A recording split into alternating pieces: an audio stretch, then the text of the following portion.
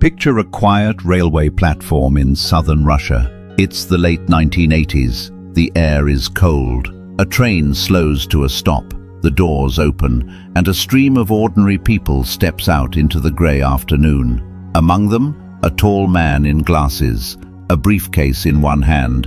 He looks like 1,000 other commuters. A teacher, maybe. A father heading home. The kind of man you'd ask for directions and never think about again. That was exactly the point, because for more than a decade, this region lived under a hidden danger that no one could see. Young people kept vanishing near these quiet stations and forest paths. And the person responsible? He wasn't hiding in the shadows. He was hiding in plain sight, behind the most effective disguise of all, a completely ordinary public image. His name was Andrei Chikatilo, a teacher, a husband, a father, a member of the Communist Party, and one of the most prolific offenders in Soviet history. This is his case explained, not to shock you, but to teach you something real about human behavior, how a person can hold a respectable job, raise a family, and conceal a second life underneath. It's a study in deception, in control, and in the warning signs that sat in plain view for years, scattered across separate towns and separate files, never connected. This became one of the largest manhunts in Soviet history. It forced investigators to use criminal psychology and behavioral analysis for the very first time, and it exposed deep, painful system failures. The man at the center was, by every measure, unremarkable. Neighbors found him polite. Co-workers saw a quiet, educated colleague. His own family mainly noticed that he was shy. So how does someone look so ordinary while hiding something so dangerous underneath? How do warning signs sit in the open for years and no one connects them? To understand the offender, we have to start with the child he once was. Section 2. Background. To understand this case, we have to go back to a small farming village in Soviet Ukraine in the autumn of 1936. Andrei Chikatilo was born into suffering. His homeland was still scarred by a catastrophic famine caused by forced farming policies that left millions starving. His parents were poor laborers who worked without wages and lived in a single-room hut. Food was scarce. He later claimed he didn't taste bread until he was around 12, and that his family sometimes ate grass and leaves just to survive. But hunger wasn't the only thing that shaped him. His mother told him a haunting story, over and over, that before he was born, an older brother had been taken and eaten by starving neighbors during the famine. Historians have never confirmed this actually happened, or even that the brother existed. But for a small boy, hearing it again and again, the fear became real. He grew up believing the world outside could swallow a child whole. Then came the war. His father was sent to fight and was captured. Young Chikatilo witnessed the chaos of occupation and at one point watched his own home burn to the ground. At home, comfort was rare. He wet the bed well past early childhood, and his mother answered with harshness, not reassurance. He was frail, severely nearsighted, and bullied relentlessly for being small and timid. And yet, here's the part that matters, he was not a failing child. He buried himself in books. He became an excellent student, praised by teachers, eventually editing the school newspaper and rising into student leadership. On paper, a success story. And here's our first glimpse of the pattern that would define his entire life. A carefully built public image sitting on top of a very different private reality. In his teens, a new wound appeared. He suffered from chronic impotence, a private struggle that fueled deep shame and humiliation around women that he never escaped. Now, none of this excuses what came later. Millions of people endure terrible childhoods and never harm anyone. But in behavioral analysis, we look for the roots, the early wounds that, combined with personal choices, can shape a dangerous path. Because patterns rarely begin in adulthood, they begin much earlier. Section 3. Psychology Break. 1. Let's slow down and make sense of what was forming inside this mind. No psychology degree required, just an honest look at how certain traits develop. Start with shame. Chronic shame is one of the most powerful forces in human behavior. Most of us feel it in small doses and move on. But when shame becomes the center of someone's life, humiliation and rejection over and over, it can curdle into something darker: resentment. And resentment, left to grow for years, looks for somewhere to go. Chikatilo felt weak as a child, mocked by peers, humiliated in his private life as an adult. On the outside, he built an image of competence: the good student, the educated man, the party member. On the inside, a furnace of inadequacy. That gap between the public mask and the private wound is something behavioral analysts watch very closely. Now add a second idea: control. People who feel powerless in their own lives sometimes develop a hunger for control over others. It becomes a way to feel strength they can't feel anywhere else.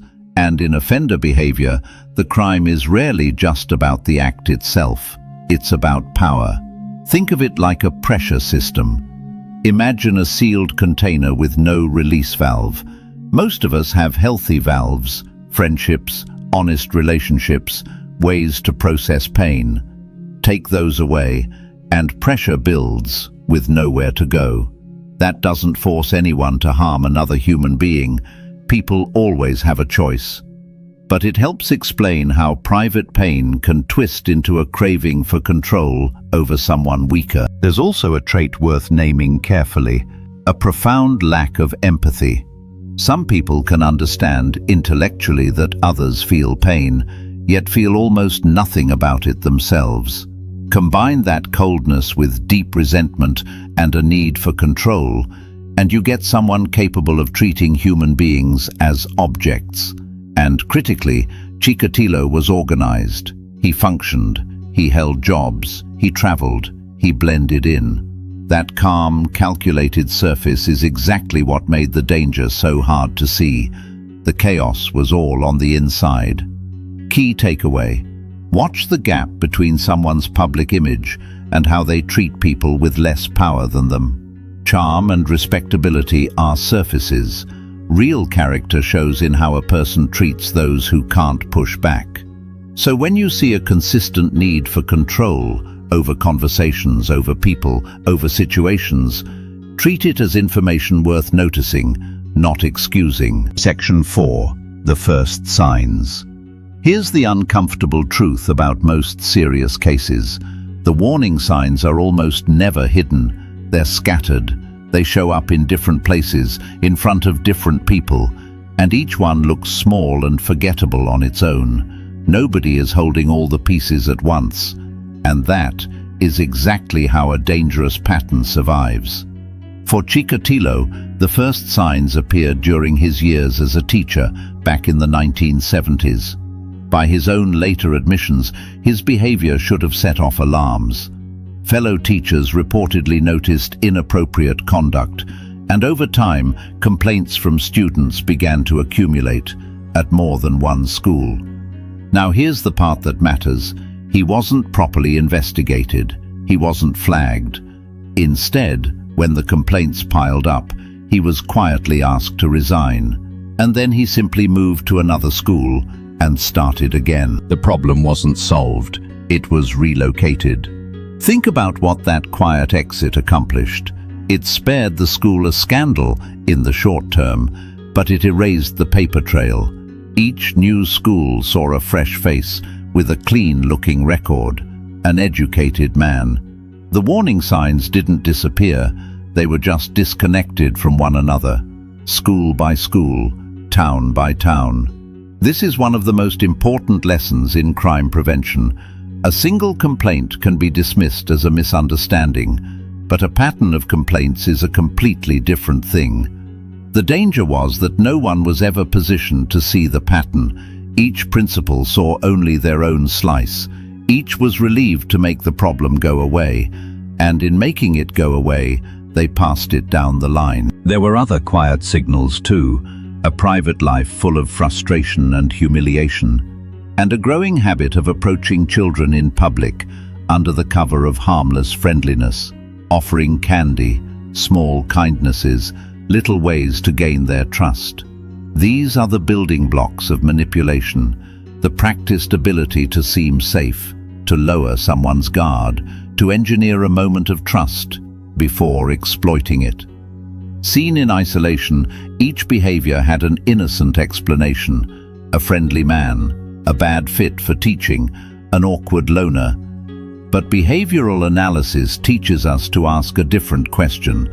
Not, what is this one incident, but what does this look like when you line it all up? And this is where families, schools, and communities so often fail. Not out of cruelty, out of fragmentation. We're built to handle single incidents. We are not built to connect dots across years and across institutions. The information exists, it just lives in separate rooms, separate files, separate memories. Warning signs matter most when someone finally holds the full picture, and the tragedy of so many cases is how late that picture comes together. Section 5. The case pattern. By the early 1980s, the warning signs had escalated into something far more serious. It began in late 1978 in the coal mining town of Shakti. A 9-year-old girl, Yelena Zakotnova, became the first known victim. And right here, at the very beginning, we hit one of the most devastating failures in the entire case. Investigators had real evidence pointing in the right direction, but another man, a laborer named Alexander Kravchenko, was arrested instead. Under intense pressure, a confession was forced out of him. He was convicted, and years later, he was executed for a crime he did not commit. Meanwhile, the actual offender stayed free, silent, watching. Think about what that means.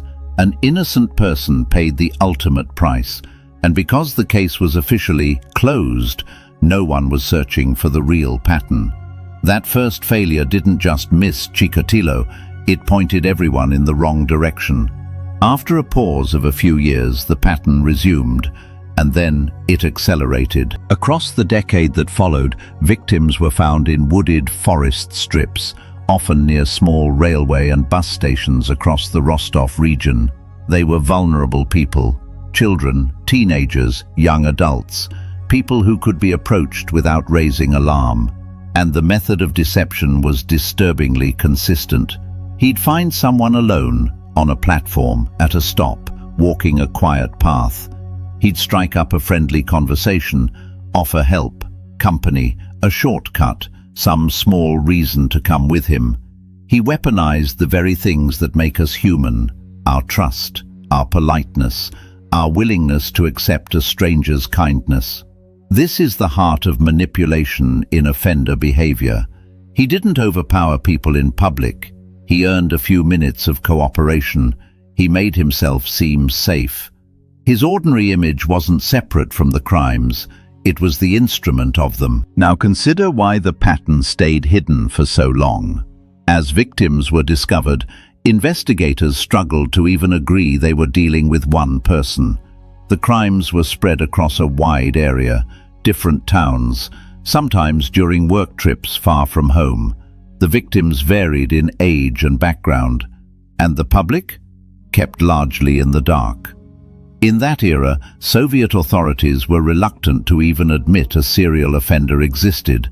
Admitting it felt like admitting the system had failed. So warnings that might have saved lives came late, if at all. Victim awareness was sacrificed to protect an image. And it got worse, because Chikatilo paid attention.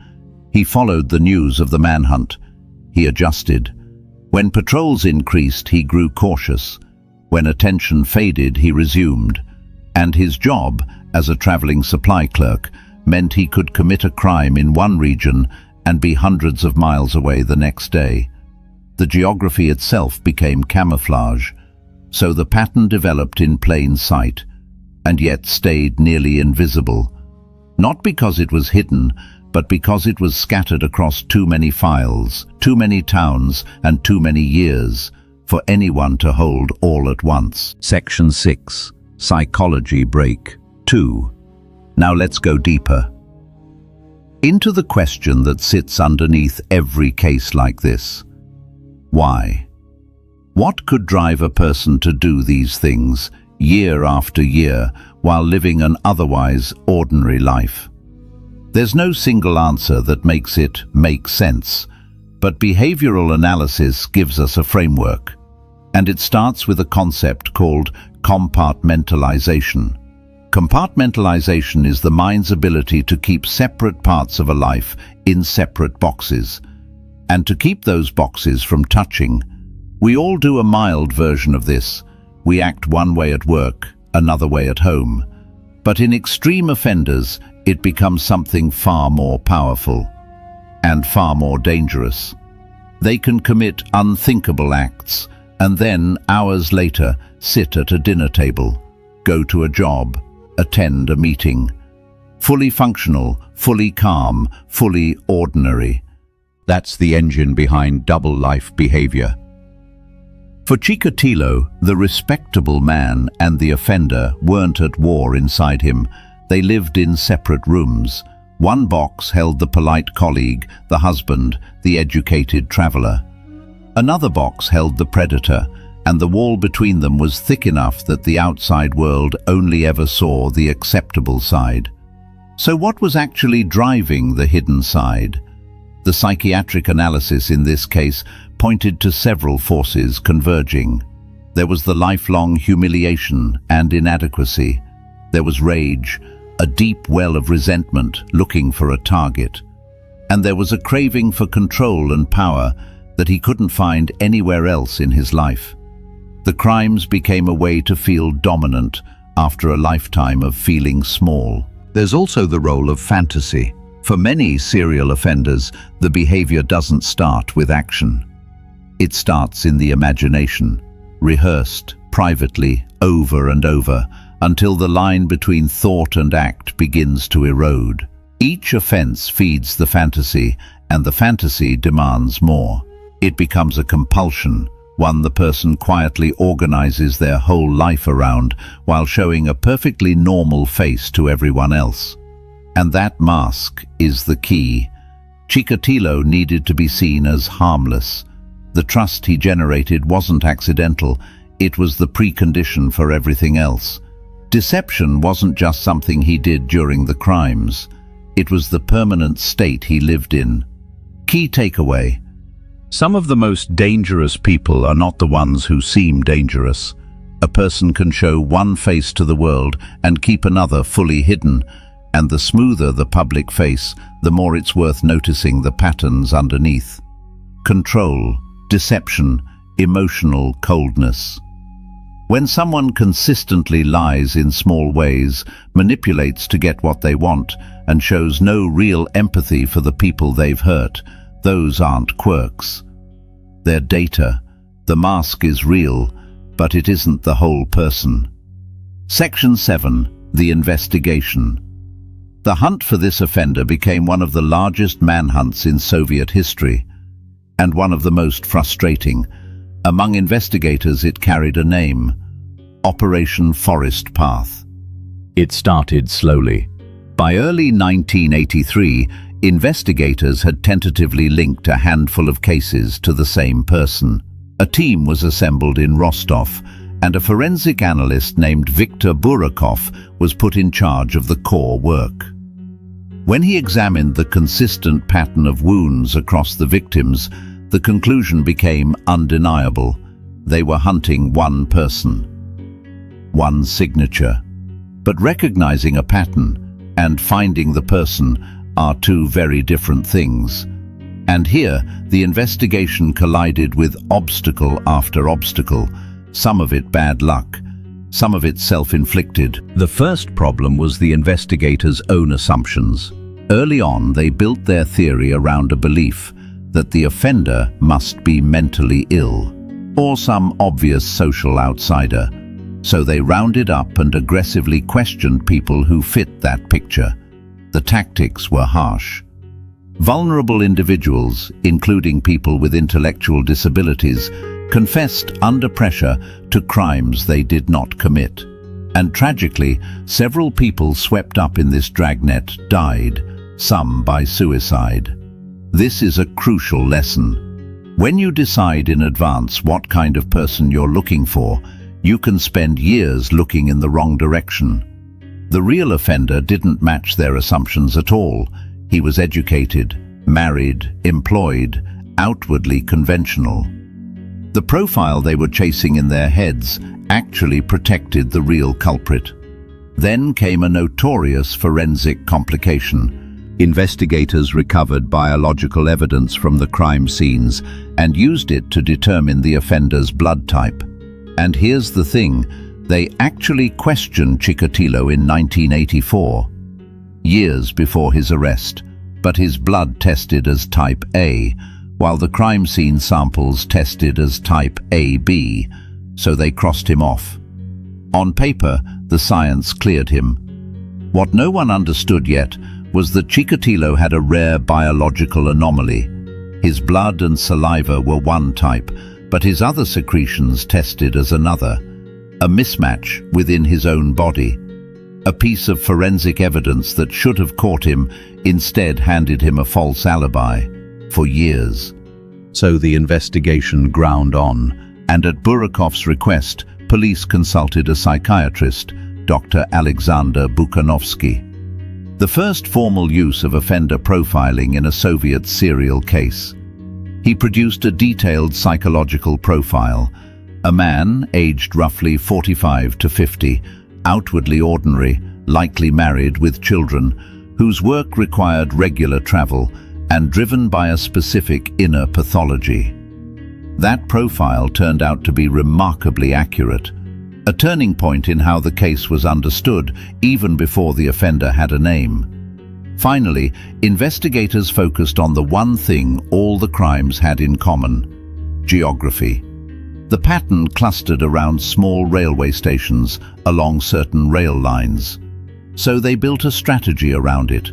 They flooded the large, busy stations with uniformed officers, visible, obvious, deterring, and at the same time they placed undercover officers at the smallest, quietest stations.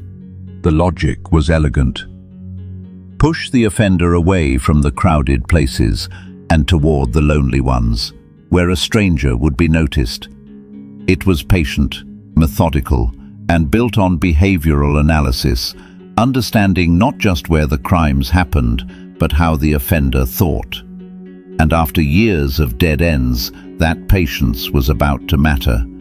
Because here's the enduring lesson of this investigation: forensic evidence is powerful, but it can mislead when it's misunderstood. Profiles can illuminate, but only if investigators are willing to set aside their assumptions. And in the end, it was persistence, refusing to give up across nearly a decade, combined with a smart, behavior-based plan that finally created the opening. Section 8. The Breakthrough. The breakthrough came in November 1990, and it came not from a dramatic chase, but from a quiet, almost ordinary moment, one that an alert officer refused to ignore.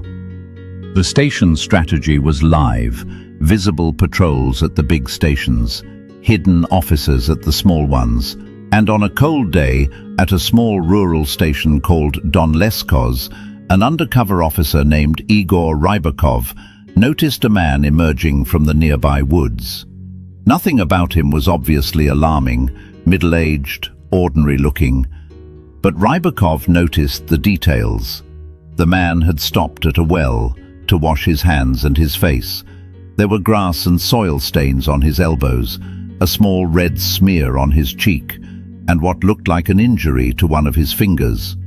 And he was dressed in formal clothing, not the rough gear of someone who'd come to forage for mushrooms, which was the only normal reason to be in those woods that time of year.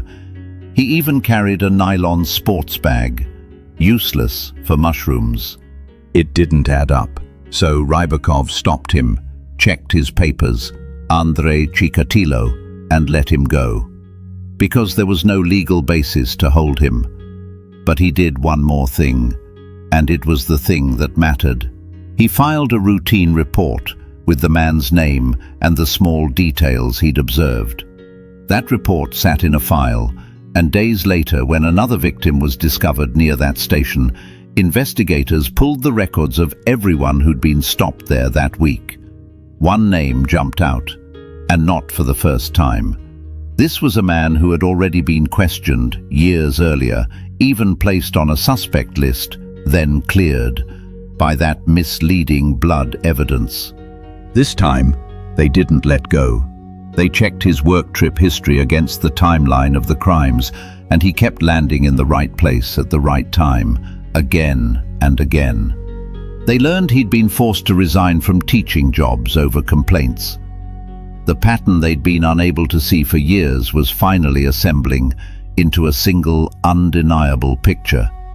He was placed under surveillance, then arrested in late November as he left a cafe, having spent his final days of freedom still approaching strangers in public.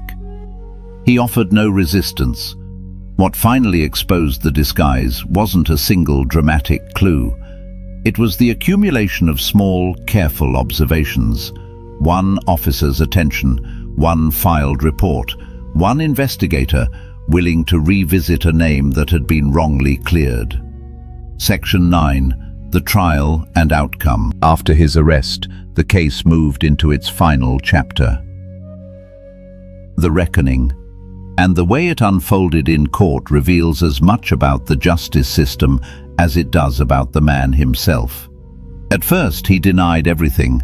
Investigators knew their case rested largely on circumstantial evidence, and under the law, they had only a limited window to either charge him or release him. So they chose a careful psychological strategy. They worked to convince him that he was a sick man in need of help, rather than simply a criminal to be punished, hoping that framing would lower his defenses. The real turning point came when Dr. Bukanovsky, the psychiatrist who'd written that strikingly accurate profile years earlier, was brought in to speak with him. He read portions of the profile aloud, a detailed description of the inner life of the very man sitting across from him. Confronted with how thoroughly he had been understood, the suspect broke down and began to confess. What followed was a flood of admissions, including crimes investigators hadn't even connected to him, some in distant regions, some where victims had never been found.